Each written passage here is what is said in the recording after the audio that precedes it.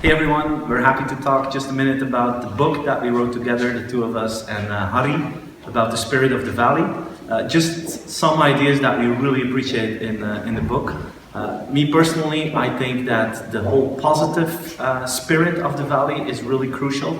And I think if there's one thing we need to learn in Belgium of the spirit of the valley, it's really being positive. And I think we got this, idea that when something new comes to us, that we tend to focus on the negative aspects of that. And I think it would be better if we learn to look for the opportunities in new things. And I think that is a crucial message that we wanted to share in the book.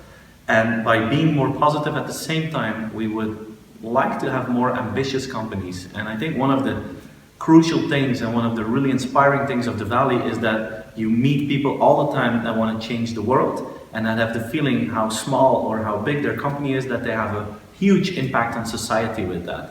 And Silicon Valley is always seen as, the capital of money, and that is true, but at the same time, these guys really want to change the world. And we may be naive, but we tend to believe that. And that's very inspiring to us, and we really want to inspire Belgian companies to share that same level of ambition.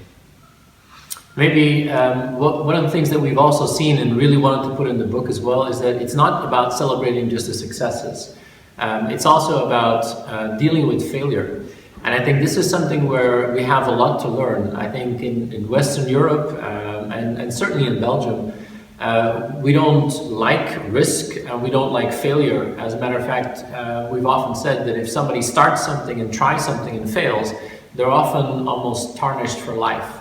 And that is completely the opposite that we see out on the West Coast in Silicon Valley. Risk is something that is rewarded, but even failure is something that is seen as a learning opportunity. Failure is seen as almost a necessity to actually make you a better entrepreneur. And I think this idea of if you learn from your failures, if you actually fail frequently, if you fail fast, and if you have the opportunity to really leverage your knowledge on failure, that is something that is truly inspirational, that you really see there. Many entrepreneurs there will present themselves and say, I've done that, 5 startups, 3 were a colossal failure, but I learned that, and as a result, these 2 companies really succeeded. And I think this is something which is deeply cultural and that we have to take back where we live as well. And I think maybe a final thing that we've seen is that the relationship between the startups and the large corporates is something that is crucial to get right. These are not 2 separate islands. I think if you do it right and if you want to build an ecosystem that is thriving, it's the established companies and the startups. We like the analogy of the plantations and the rainforest. The traditional companies are plantations. They're really good at one thing. They're really good at growing bananas. They're a banana plantation.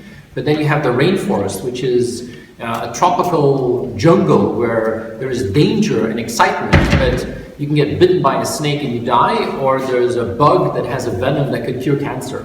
And it's not 2 separate things. It's about taking some of the rainforest thinking into the traditional companies and vice versa. And I think that's where KBC is doing it really well. It started, I think you're trying to break down the barriers between the plantations and the rainforest.